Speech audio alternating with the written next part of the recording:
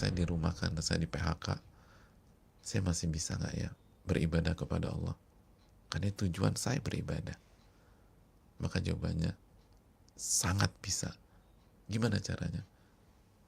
Jaga sholat, banyak doa, taubat dan istighfar kepada Allah, menuntut ilmu, amalan hati dikuatkan sabar, ridho kepada takdir, iman kepada Allah. Maka dia nggak akan kecewa. Karena tujuannya masih bisa diwujudkan walaupun saat susah. Sebuah buku atau kitab yang diberi nama sesuai dengan maknanya, sesuai dengan kenyataannya, Riyadhus Shalihin,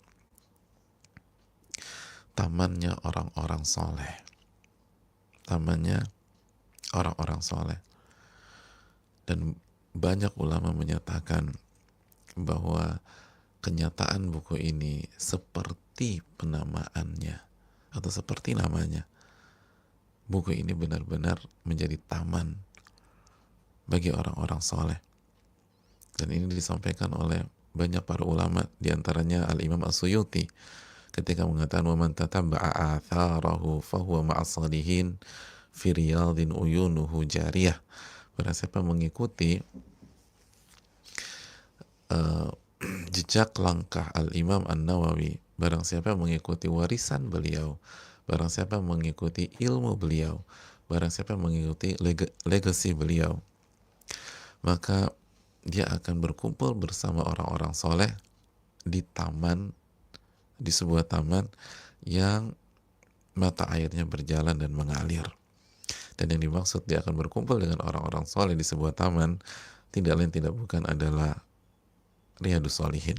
Jadi dia akan, atau ketika dia belajar Riyadhus Shalihin, dia akan benar-benar berkumpul di sebuah taman yang isinya orang-orang soleh.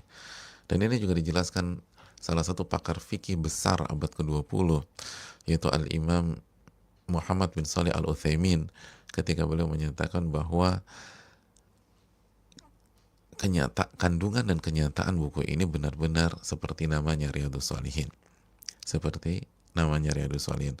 Makanya nggak heran ulama sekaliber Imam Az-Zahabi rahimahullah, ulama besar mazhab Syafi'iyah, itu mengatakan untuk kita yang ingin istiqomah, yang ingin jadi orang baik, yang ingin belajar, yang ingin menuntut ilmu, dia harus mempelajari beberapa kitab.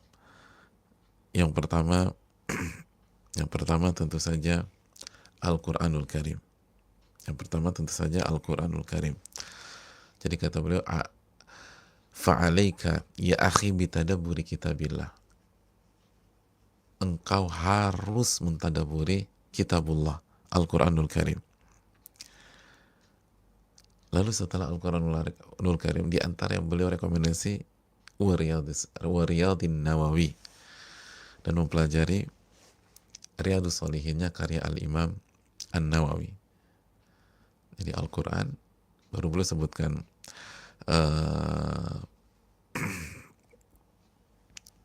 buku atau 5 buku, diantaranya adalah Riyadhus Shalihin.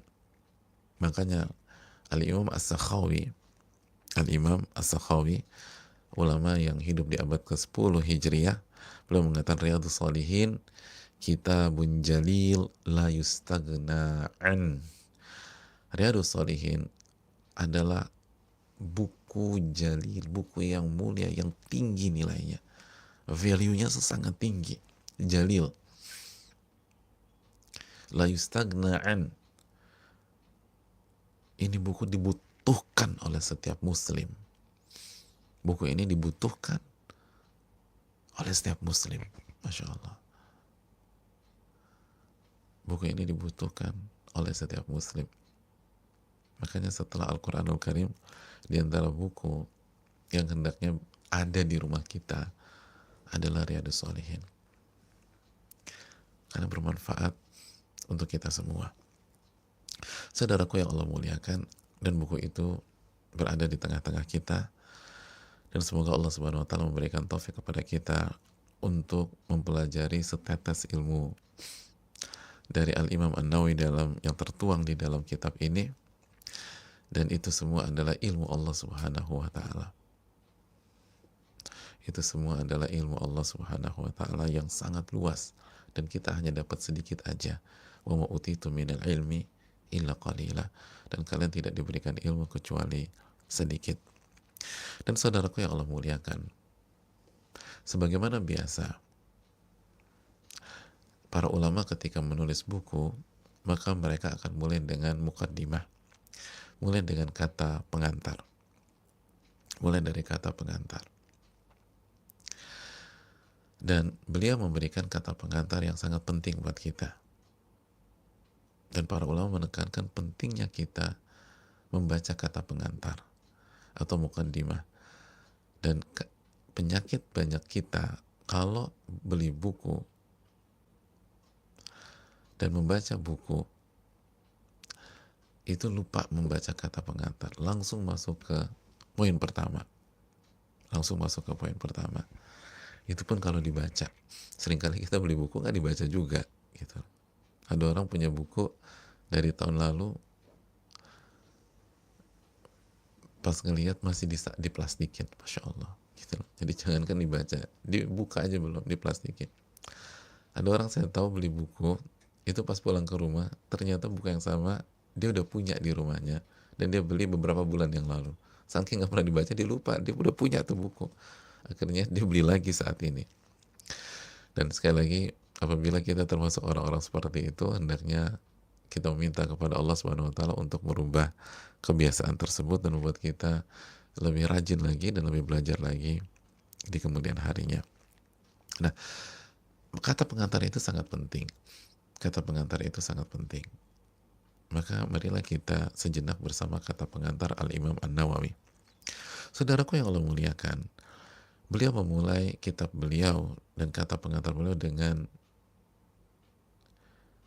4 hal sebelum beliau menjelaskan kata pengantar. Jadi memulai buku sekaligus kata pengantar beliau dengan 4 hal. Lalu setelah 4 hal ini, beliau menjelaskan gambaran global dari Riyadhus Shalihin. Sekali lagi beliau memulai dengan 4 hal, lalu beliau masuk ke kata pengantar dan menjelaskan gambaran global dari kitab Riyadhus Shalihin. Apa 4 hal tersebut? Yang pertama, basmalah. Beliau memulai kitab Riyadhus Shalihin dan muqaddimah ini dengan Bismillahirrahmanirrahim. Lalu setelah Bismillahirrahmanirrahim, beliau memulai dengan hamdalah yang cukup panjang. Beliau puji Allah Subhanahu wa taala. Alhamdulillahil wahidil qahhar, al-azizil ghaffar, mukawwiril laili 'alan nahar, dan seterusnya. Yang intinya adalah memuji Allah Subhanahu wa taala.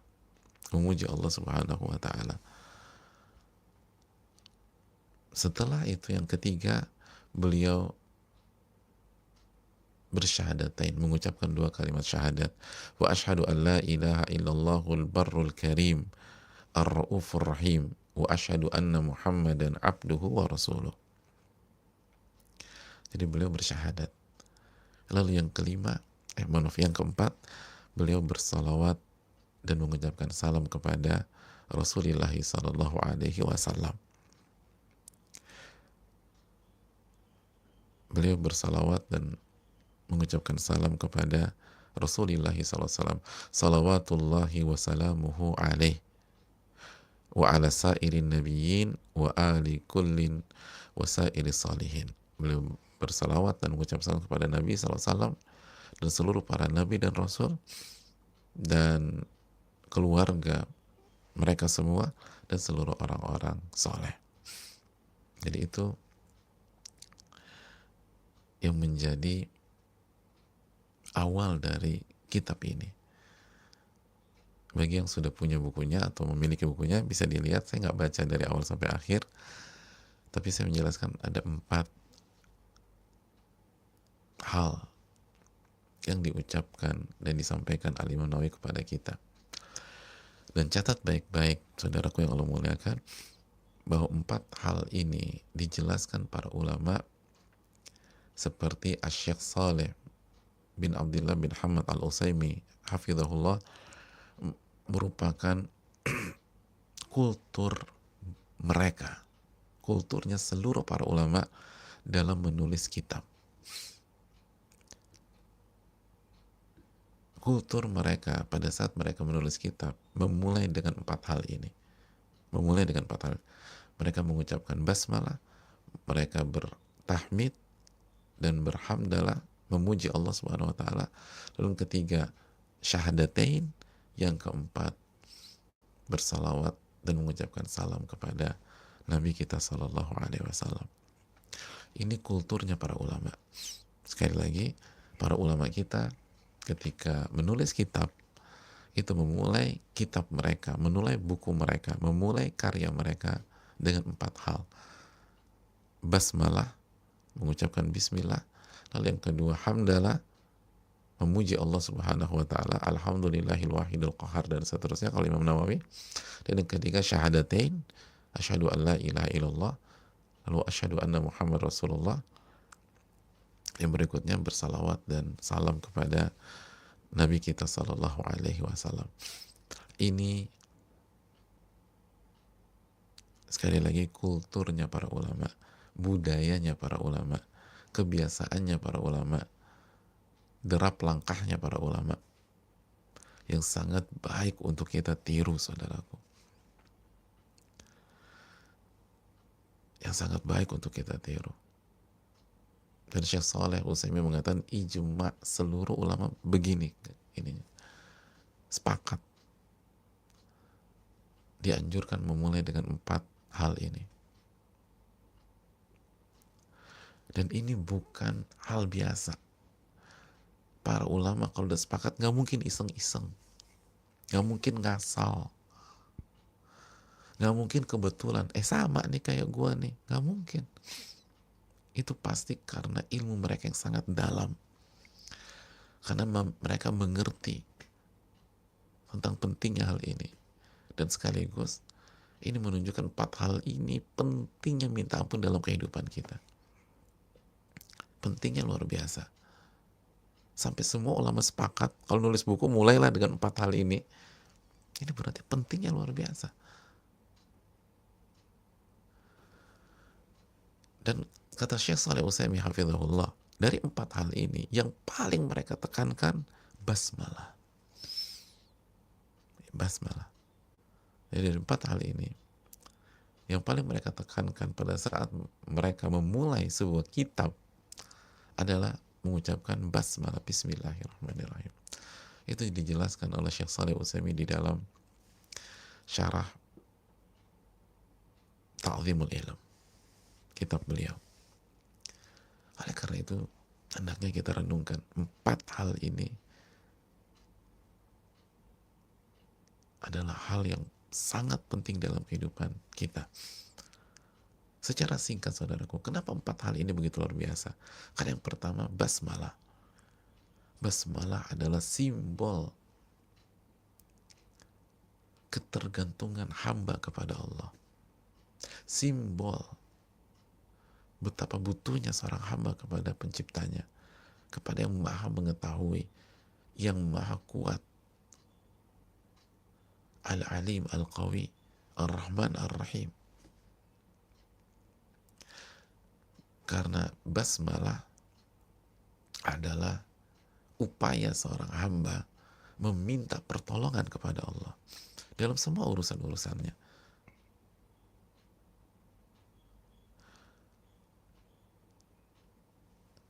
Ketika kita mengucapkan bismillah, maka artinya kita meminta pertolongan kepada Allah Subhanahu wa taala. Karena ulama menjelaskan makna ba kasrah ketika kita mengucapkan bismillah atau bismillahirrahmanirrahim. Bi itu artinya meminta pertolongan kepada Allah. Agar Allah tolong kita dan Allah berkahi kita.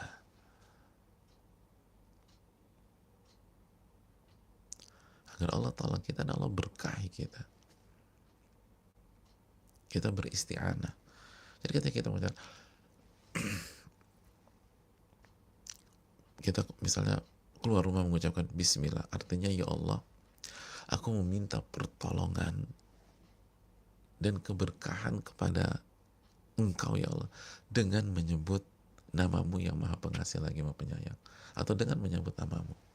Jadi minta pertolongan dan keberkahan. Makanya ini simbol kebutuhan seorang hamba kepada Allah.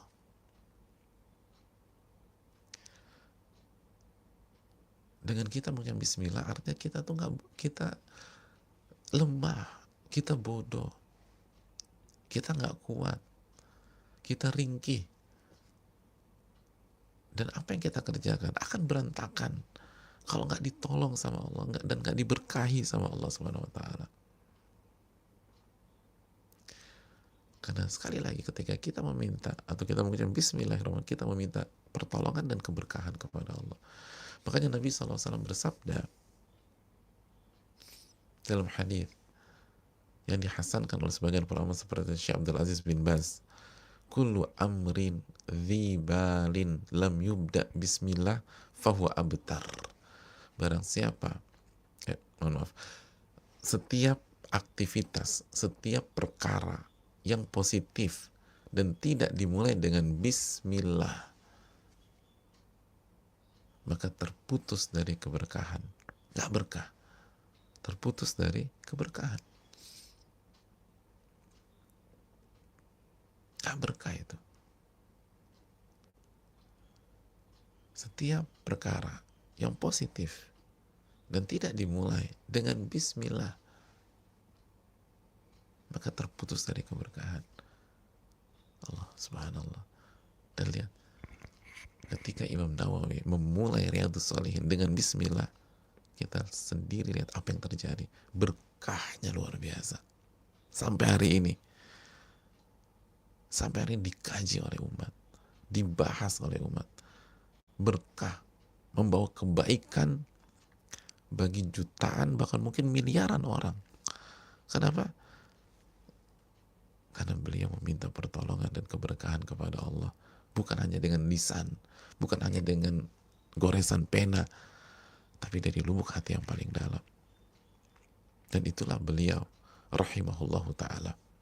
Sebagaimana yang sudah kita jelaskan, beliau sangat menjaga hatinya. Beliau sangat muraqabah li amalil qulub, benar-benar mengawasi amalan-amalan hati beliau. Beliau selalu introspeksi diri.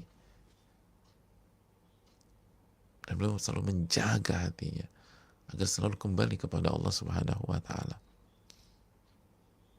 Maka apa yang terjadi? Kitab ini berkah.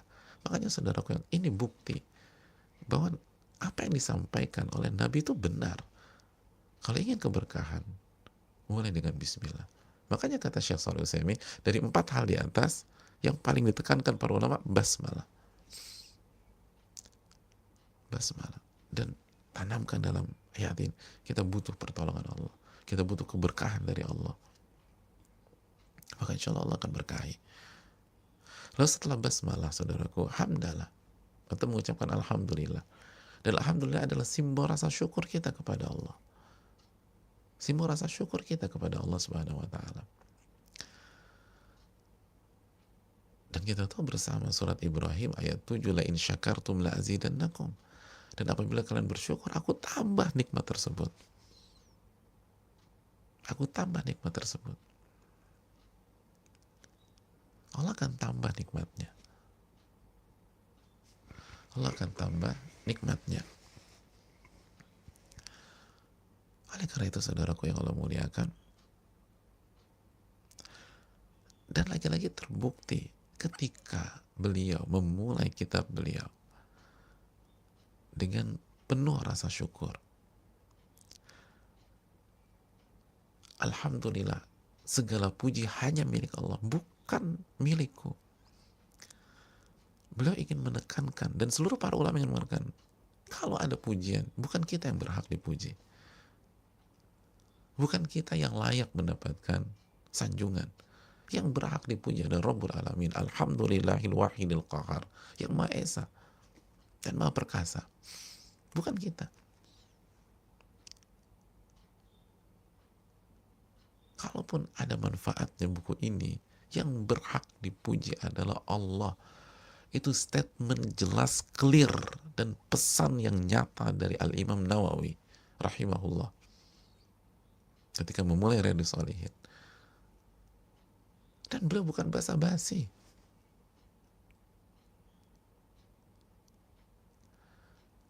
Beda dengan kita.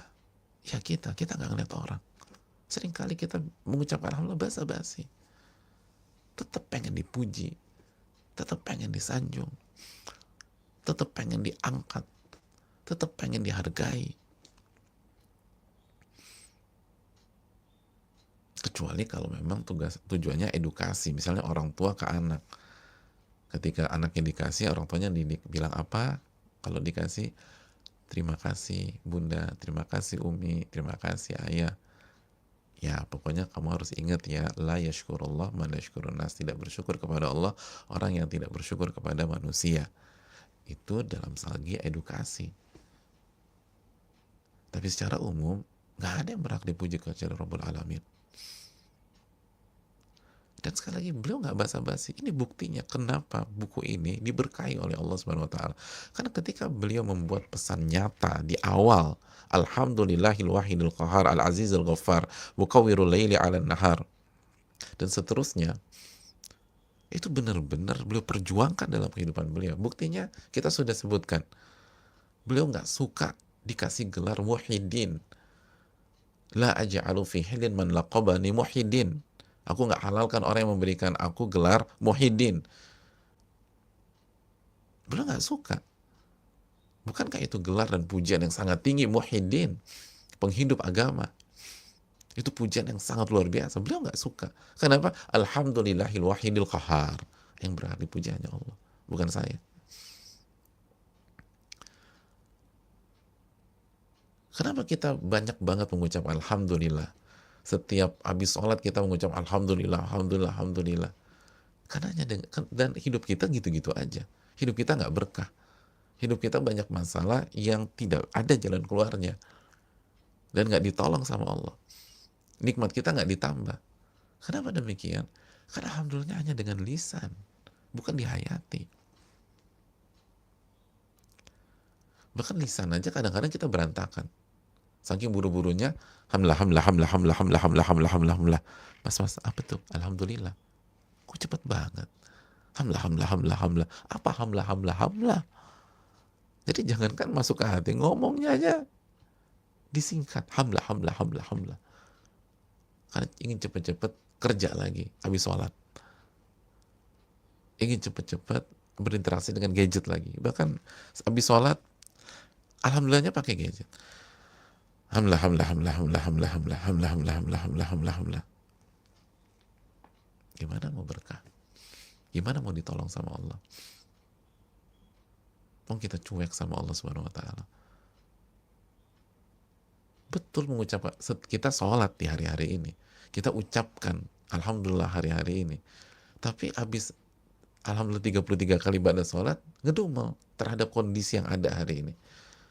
Kenapa sih kok susah banget? Kenapa saya di PHK loh? Tadi Anda muji Allah. Sekarang Anda protes takdir yang Allah berikan kepada Anda. Ya gimana mau berkah? Berbeda dengan Al-Imam Nawawi. Lalu yang ketiga, syahadatain. Asyhadu an la ilaha illallah al-barul karim. Dan kita tahu saudaraku yang Allah muliakan, syahadatain adalah pintu gerbang masuk ke dalam Islam. Ini adalah kalimat tauhid. Asyhadu an la ilaha illallah. Aku bersaksi tidak ada sesembahan yang berhak untuk diibadahi kecuali Allah Subhanahu wa taala. Dan Muhammad adalah hamba dan Rasulullah sallallahu alaihi wasallam. Beliau sekali lagi menekankan bahwa beliau hanyalah seorang hamba. Beliau hanyalah seorang hamba yang beribadah kepadanya. Dan tidak ada yang boleh diibadahi kecuali Allah Subhanahu wa taala. Tidak ada yang boleh diibadai kecuali Allah. Nggak boleh kita palingkan ibadah kepada selain Allah. Hanya Allah yang berhak diibadahi. Dan kita hanyalah seorang hamba yang beribadah. Lalu kita bersaksi bahwa Nabi kita SAW adalah hamba dan Rasul. Hamba dan Rasul. Beliau adalah hamba yang beribadah, dan di waktu yang sama beliau adalah utusan Allah Subhanahu wa taala. Beliau menjelaskan kepada kita bahwa kita sebagai umat tidak boleh melupakan jasa Nabi kita SAW. Sebagaimana di waktu yang sama kita tidak boleh berlebih-lebihan terhadap beliau. Sehingga mensejajarkan beliau dengan Allah Subhanahu wa taala. Harus beradab, harus memuliakan Nabi kita sebagai manusia yang paling berjasa kepada kita. Tapi di waktu yang sama, Nabi kita tetaplah seorang hamba. Sama seperti kita yang beribadah kepada Allah Subhanahu wa ta'ala.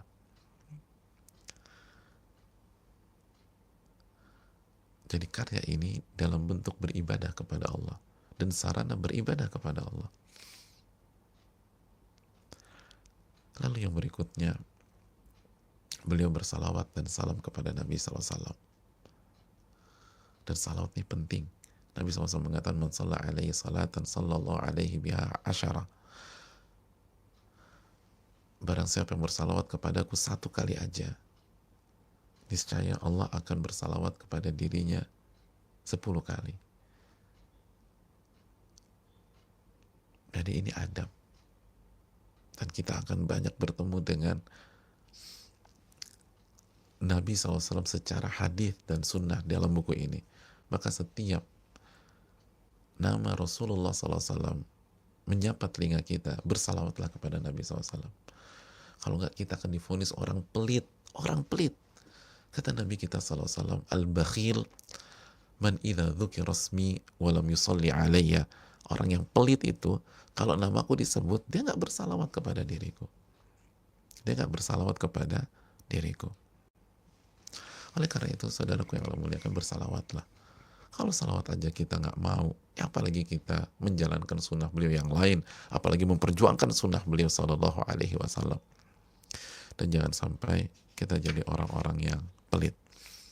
Nah, setelah 4 hal itu disampaikan oleh Al-Imam An-Nawawi rahimahullah, baru beliau menjelaskan gambaran global dari kitab Riyadhus Shalihin.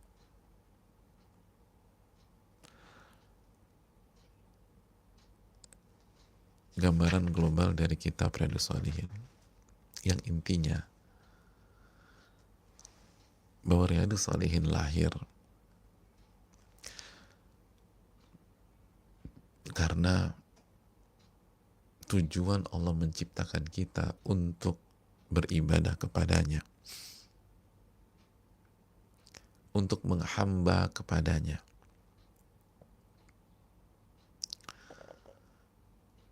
Maka ini wajib diyakini oleh setiap kita. Makanya beliau memulai mukadimahnya dengan surat Adz-Dzariyat ayat 56. "Wa ma khalaqtul jinna wal insa illa liya'budun." Tidaklah aku ciptakan jin dan manusia kecuali untuk beribadah kepada diriku. Kecuali untuk beribadah kepada diriku.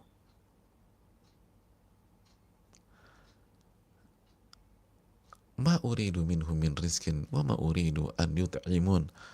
Dan aku, kata Allah, aku nggak butuh rizki dari kalian. Dan aku juga nggak berharap kalian memberikan makan kepadaku. Aku nggak butuh rizki. Kalian tuh beribadah untuk kalian,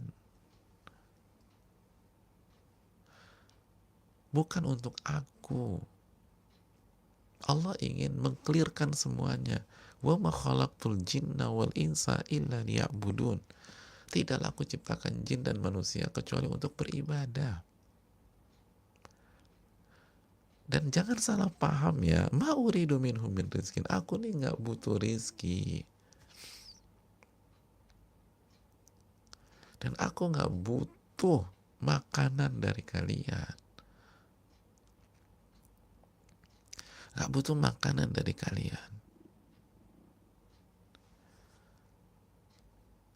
Kalian mau beribadah, silakan gak beribadah, gak ada masalah.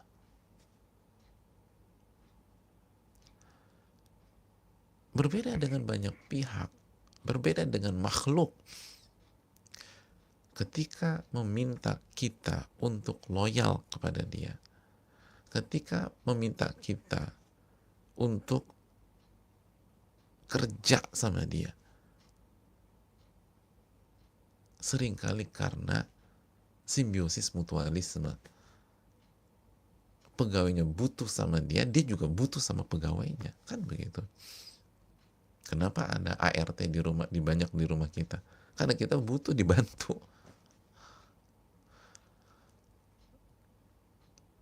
Dalam kondisi begini banyak ART yang pulang dari pekan-pekan lalu atau udah nggak kerja lagi karena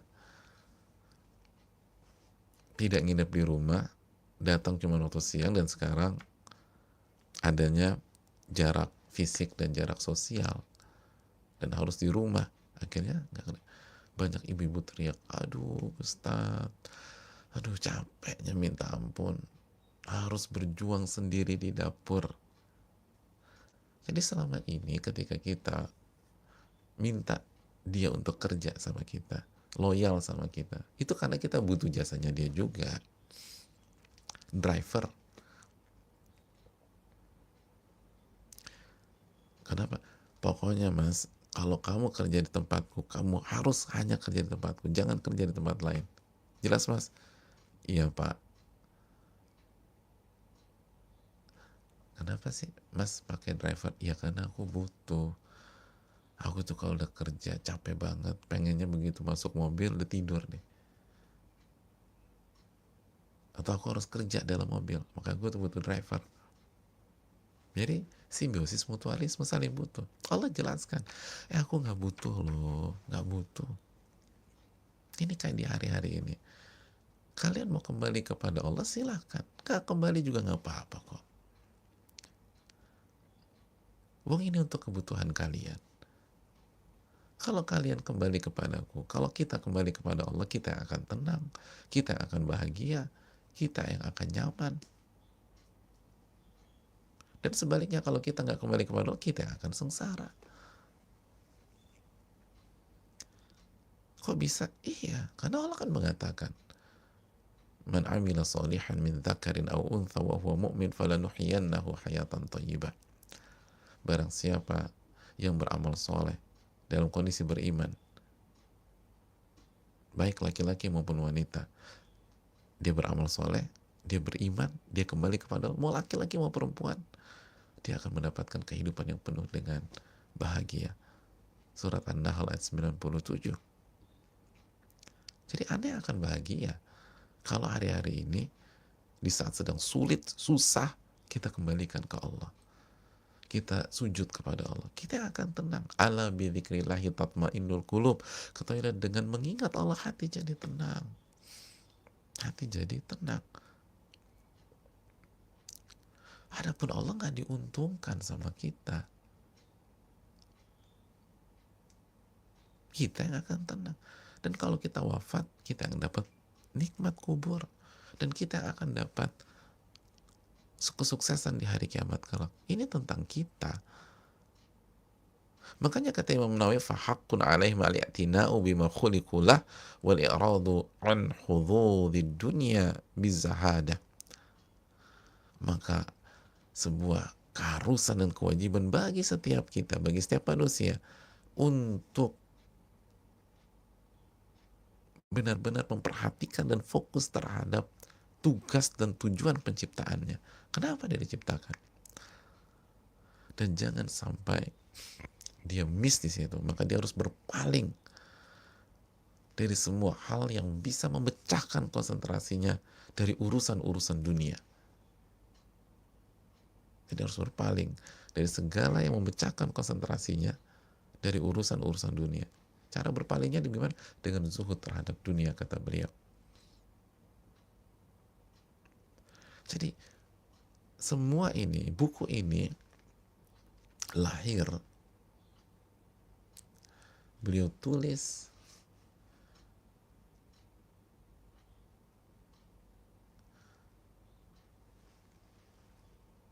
karena sebuah hal yang sangat prinsipal. Karena tugas kita beribadah.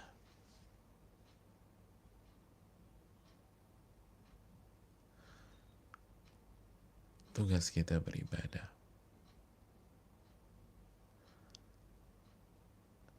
Jadi lihat beda ya. Banyak orang tuh nulis, kenapa Anda terus? Biar terkenal. Mas, kenapa nulis buku? Aku udah pelajari animo masyarakat terhadap buku ini lagi bagus. Biar banyak uang. Mas, kenapa tulis buku? Lumayan, nama-nama pemasukan. Imam Nawawi enggak. Kenapa nulis buku? Karena tugas kita beribadah.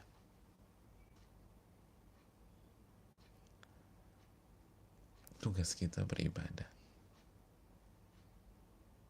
Dan buku ini ditulis agar manusia bisa beribadah kepada Allah. Dan nanti kita akan sebutkan ucapan beliau. Makanya gak heran, hasilnya beda. Hasilnya beda. Beliau gak ada kepentingan. Dan kembali ke inti kehidupan. Ini buku lahir karena kita harus beribadah kepada Allah. Ini tujuan penciptaan kita. Tujuan penciptaan kita untuk beribadah. Untuk beribadah, saudaraku.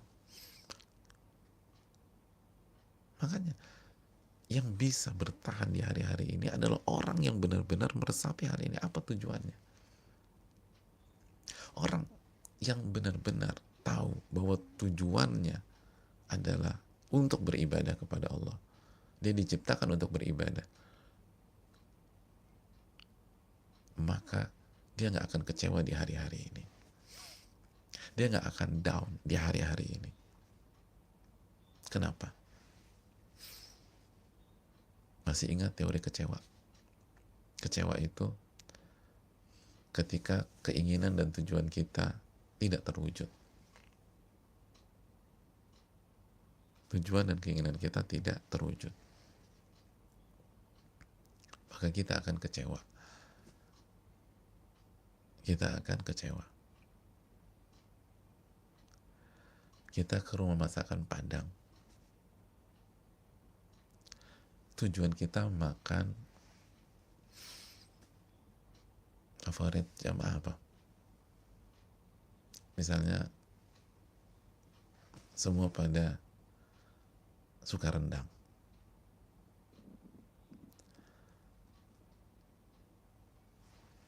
Atau ayam goreng. Atau tunjang.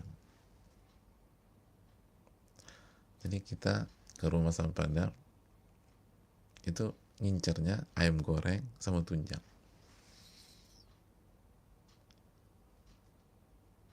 Masuklah rumah masakan Padang. Udah tujuannya ayam goreng sama tunjang. Begitu masuk, disapa dengan santun dan mohon maaf Bapak dan Ibu, rendang kami baru saja habis. Rendang kami baru saja habis. Ya biasa Bapak dan Ibu, rendang itu yang paling favorit di sini. Kira-kira begitu kita masuk ke rumah masakan Padang dan disampaikan informasi rendang itu habis, kita sedih apa enggak? Kita kecewa apa enggak? Enggak kan? Bahkan kita tatap-tatapan mungkin sama keluarga kita. Kenapa ini orang? Kata waitersnya, oh nggak sedih ya? Saya mau tanya, ayam goreng ada? Ayam goreng banyak. Tunjang? Oh banyak. Kita tuh nggak nyari rendang di sini. Kita mau cari ayam goreng sama tunjang. Mau rendang habis kek, mau rendang hilang dari peredaran hari ini kek, mau rendang bertumpuk kek, saya pengen ayam goreng sama tunjang. Selesai perkara. Oh, saya pikir sedih. Enggak. Kenapa kita nggak sedih? Padahal padahal rendang habis.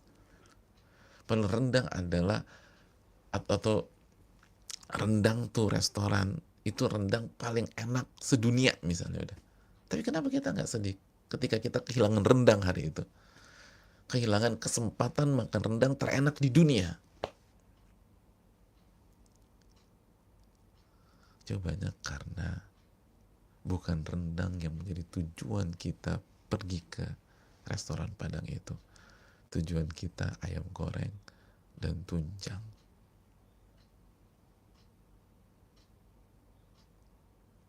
Itu poinnya.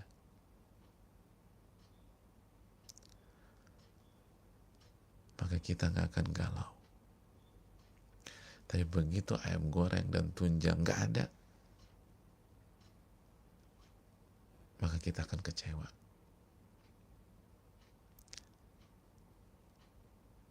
Contoh misalnya kita masuk, kata waitersnya, aduh mohon maaf, ayam goreng sama tunjangnya lagi kosong. Tapi nggak usah khawatir, tunjangnya masih ada. Dan semua orang sepakat, tunjang kita terbaik, seenak, seantero dunia. Jadi nggak usah khawatir, nggak usah kecewa. Bapak dan Ibu masih punya kesempatan makan rendang terenak sedunia. Kita akan senang? Enggak. Cari restoran lain yuk. Loh, kok nggak jadi? Kita tuh tujuannya pengen makan tunjang, pengen makan ayam goreng, atau pengen makan ayam pop.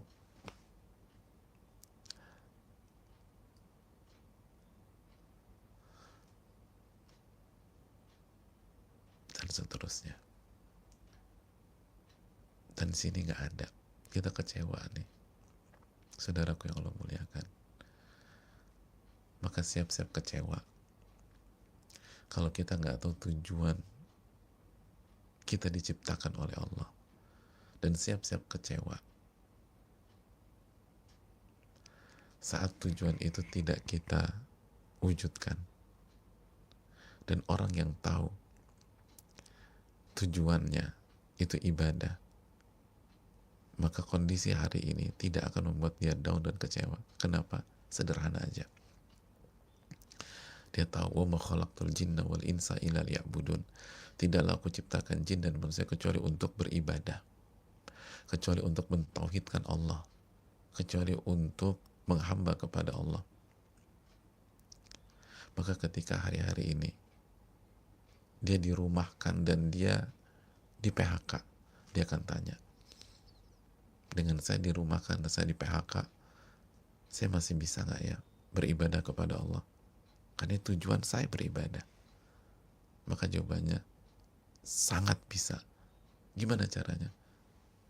Jaga sholat, banyak doa, taubat dan istighfar kepada Allah, menuntut ilmu, amalan hati dikuatkan sabar, ridho kepada takdir, iman kepada Allah. Maka dia nggak akan kecewa. Kenapa? Tujuannya masih bisa diwujudkan walaupun saat susah. Pada saat dia sakit, kalau positif COVID, dia nggak akan down, dia nggak akan kecewa. Kenapa? Karena dia akan balikan ke diri dia. Apa tujuan saya dalam hidup? Ibadah. Ketika saya positif COVID atau positif penyakit lain, saya masih bisa beribadah nggak? Masih, jawabannya. Gimana caranya? Anda masih bisa sholat kan? Iya, itu ibadah. Anda masih bisa istighfar? Jelas, itu ibadah. Taubat, ibadah. Sujud, ibadah. Tapi saya diisolasi. Masih bisa sholat di ruang isolasi? Bisa, itu ibadah. Gak ada tempat untuk kecewa. Kenapa? Karena tujuan tetap bisa dilaksanakan. Gak ada beras, gak ada makanan. Gak down atau kecewa. Kenapa demikian? Tanya lagi, tujuan saya hidup apa? Ibadah. Bertauhid kepada Allah. ridho terhadap takdir Allah, sabar, masih bisa ketika nggak ada beras dan makanan, masih bisa, hati tenang. Ketika orang lain susah, kita dikasih banyak harta sama Allah hari ini, kita nggak jumawa. Kenapa? Tujuan saya bukan harta, ibadah. Gimana cara beribadah ketika dikasih harta? Bersyukur kepada Allah. Udah syukur. Yang bikin kita hancur, saudaraku, ketika tujuan kita salah. Ketika tujuan kita salah, kenalah hari-hari ini. Oh, hancur. Ketika tujuan kita uang misalnya, lalu kita di PHK, berantakan kita. Ketika tujuan hidup kita dalam hati kita adalah sehat, harus sehat, lalu kita dikasih sakit, hancur kita akan kecewa. Seperti kita yang ngincar rendang, tapi rendangnya nggak ada. Kita ngincar uang dalam hidup, tiba-tiba uang nggak ada. Oh, itu kocak.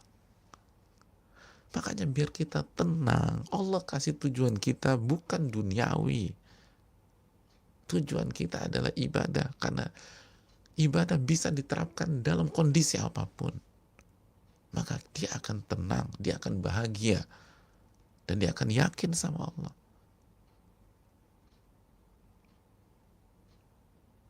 Dan Allah akan tolong dia.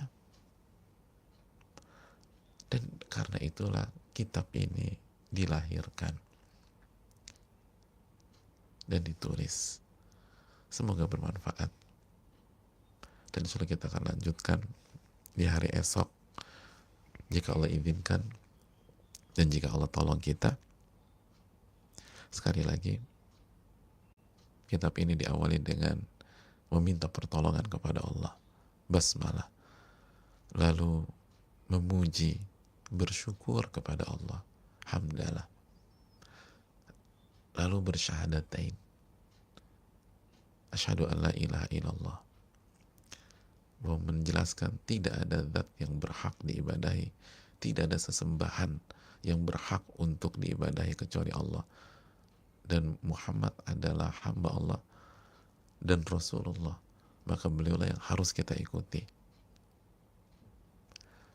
Lalu bersalawat dan salam kepada Nabi kita Sallallahu Alaihi Wasallam, lalu mengingatkan bahwa awal dari ini semua, lahirnya Riyadhus Shalihin, itu karena tujuan hidup kita hanyalah beribadah kepada Allah Subhanahu wa Ta'ala, dan kitab ini sebagai sarana untuk beribadah kepada Allah Subhanahu wa Ta'ala, bukan ajang mendapatkan panggung dunia, bukan ajang untuk mendapatkan uang dan harta, bukan ajang untuk populer dan dikenal orang.